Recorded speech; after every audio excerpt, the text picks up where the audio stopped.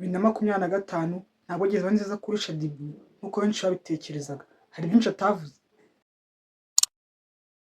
Mu minsi ishize ku mbuga nkoranyambaga hacicikanye amashusho n'amagambo agaragaza Shaddy Boo ari mu bihe bigoye, ibintu byatumye abantu benshi bibaza bati ese byagenze bite? Shaddy Boo ni umwe mu bagore bamenyekanye mu Rwanda kubera imyambarire, imyitwarire ndetse n'imibereho imeze nk'inzozi.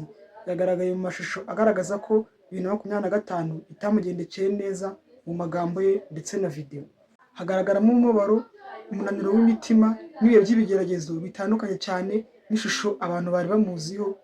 Uyu mugore wigeze kuba ikirangirire mu Rwanda mu myidagaduro no ku mbuga nkoranyambaga yagaragaje ko ubuzima butajya buba nk'uko bigaragara ku mafoto. Hari abamushinja, abamwihanganisha, abandi bibaza ikibazo niba ikuzo, amafaranga, ubwamamare hari igiciro kinini umuntu yishyura. Ibi bibaye kuri Shaddy Boo bitwibutsa ko nta n'umwe utagira ibibazo kabone niyo yaba agaragara nk'umuntu ufite byose. Benshi bagiye bigira ku buzima bwe, abandi batangira gutekereza ku buzima bwabo bwite.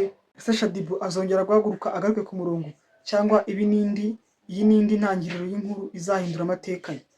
Kanda follow cyangwa subscribe kuri page yacu kugira ngo utazacikwa n'izindi nkuru zishyushye. Murakoze cyane.